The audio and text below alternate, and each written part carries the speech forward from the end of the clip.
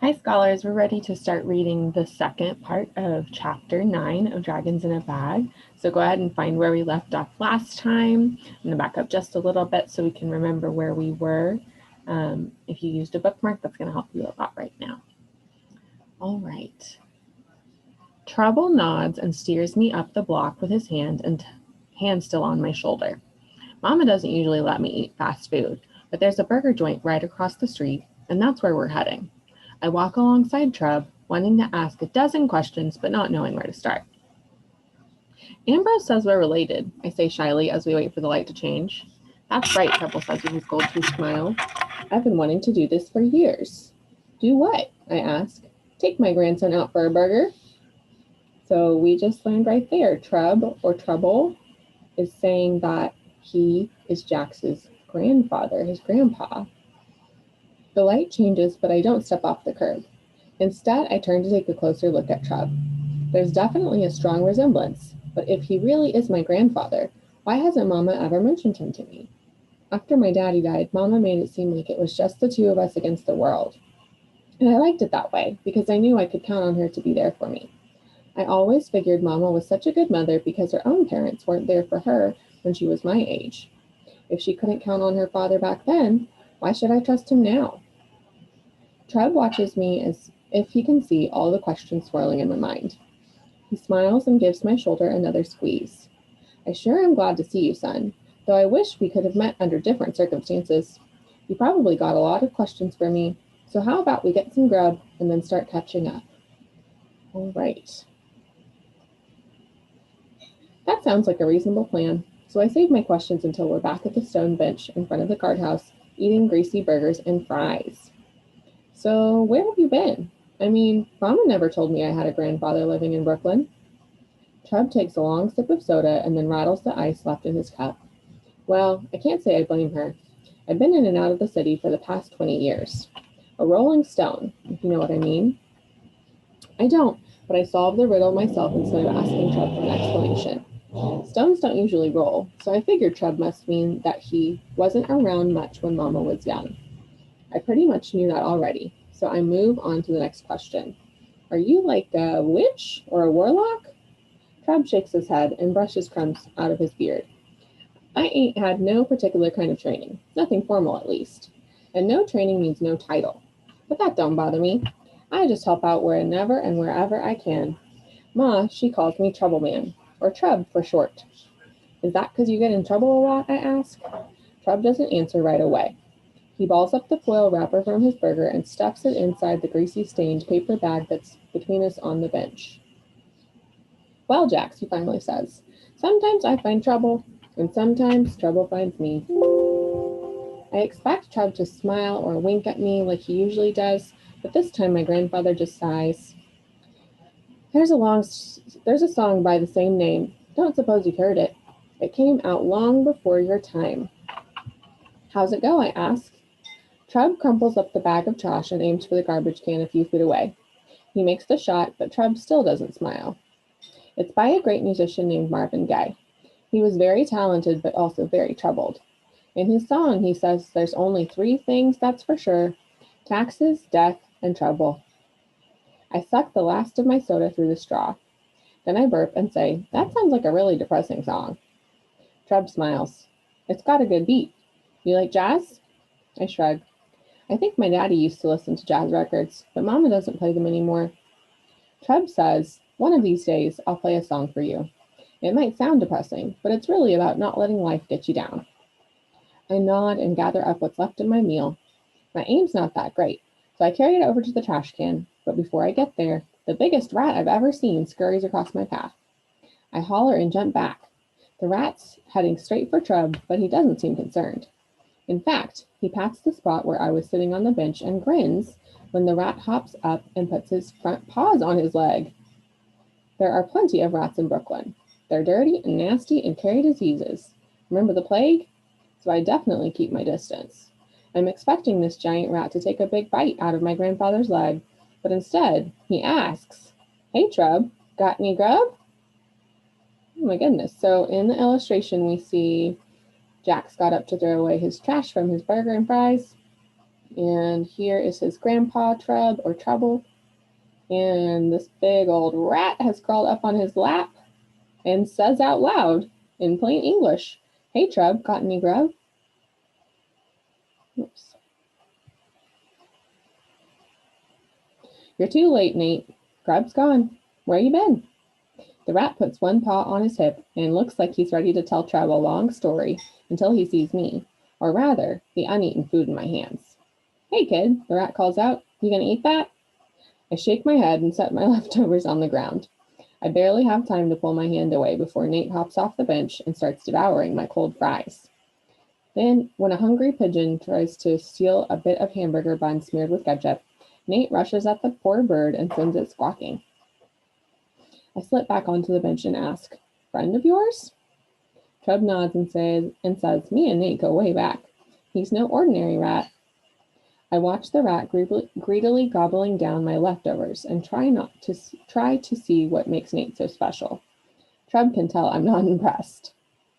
"Nate's got a nose like no other," he explains. "All rats can sniff out food, but Nate," Trub pauses to beam at his rodent friend, "Nate's got a nose for magic." "Magic has a smell?" Nate stops eating and looks at me over his shoulder. "Everything has a smell, kid.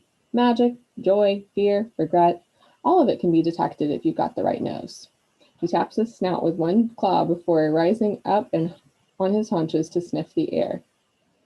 "What do you smell, Nate?" Trub asks. The rat turns away from us and sniffs again. Strange. There's a trace of envy in the air, and something else.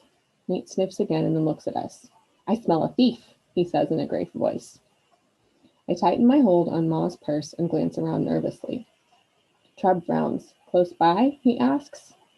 Nate shakes his head and strokes his whiskers. "Long gone." Then he grins and rubs his paws together. "But I do love a challenge. Gotta run, Trub. Thanks for dinner, kid." Nate scurries over the curb and disappears inside the sewer. "Can he really smell a thief down there?" I ask Trub. He nods and gets to his feet. I pick up my trash off the ground and place it in the can. When I turn around, Trub surprises me by saying, "When Nate said he could smell regret, he was talking about me." "What do you regret?" I ask. "So many things," Trub says, slowly shaking his head. "I sure was sorry to hear about your daddy, Jax." My cheeks start to burn, and suddenly I want nothing more than to be squeezed inside the dark guardhouse, hurtling through time. I stand before Trub with my eyes glued to the ground. He reaches out a hand and gently runs his thumb along my eyebrows the way my mama does sometimes. I look at my grandfather and ask, "How did you find out?" "I may not be around all the time, but I've always kept tabs on you and your mama." "You weren't at the funeral," I say softly, hoping to hide the accusation in my heart. "I was there, but I thought it would be best for me to keep a low profile. A funeral isn't really the best time for a family reunion. And the last time we talked, your mama made it clear that she didn't want me interfering in her life." "Mama said that?" Trub nods. "That was over 10 years ago, before you were born. Can't say I blame her. You see, I couldn't always find steady work when your mama was a little girl, and that meant she had to go without some things sometimes. Plus, I had some buddies who were kind of shady, and I got mixed up in some of their mess. But when Ma introduced me to the realm of magic, everything changed. For the first time in my life, I really felt like I belonged, and I was useful again. Mom believed in me, and that made it easy for me to believe in myself. I thought I could just wrap that world up in a rainbow and give it to Alicia, but she didn't want no part of it, or me, after that.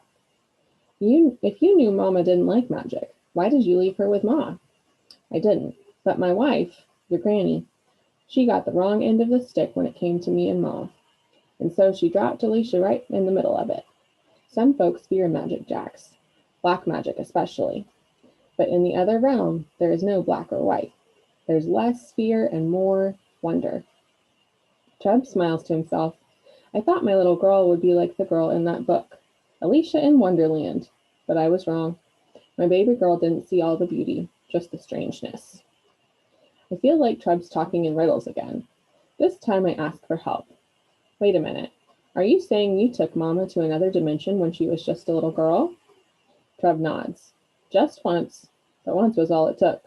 She took a look around, shut her eyes as tight as she could, and demanded that I take her back home. I can't wait to see the realm of magic. At least I'm curious about what it's like. It's hard to imagine my brave mother being so scared.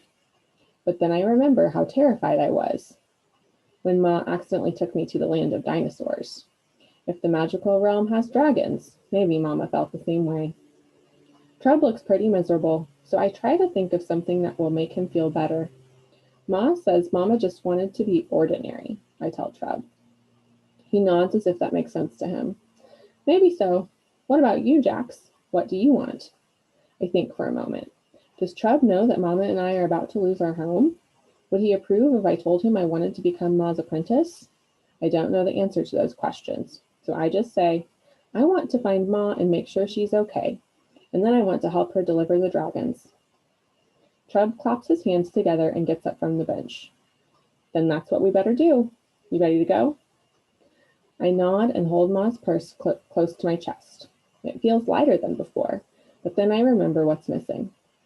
I don't have Ma's compass, I tell Trub. She had it on her when we got separated. That's good. She'll need it to find her way around, he says. Trub reaches into his pants pocket and pulls out a silver watch. I got my own, so if you got the dragons, we're all set. We're missing something else. I scan the street for a scruffy homeless man pushing an overflowing grocery cart. Don't we need Ambrose to open the door? I ask. Trub winks at me, and his gold tooth flashes between his smiling lips. As it happens, picking locks is one of my specialties. All right, that's the end of chapter 9. Go ahead and put your bookmark into your book so we can save our spot to start the next chapter tomorrow. Our questions for today that you're going to answer on Schoology are, what did we learn about Jax from his family history? So we learned a lot of new things from Trub, from his grandfather, about his mama growing up, some different things about his dad. We're going to answer that in our question today on Schoology. All right, you've got your bookmark in your book, and we'll be all set to read tomorrow after you answer your questions. See y'all then.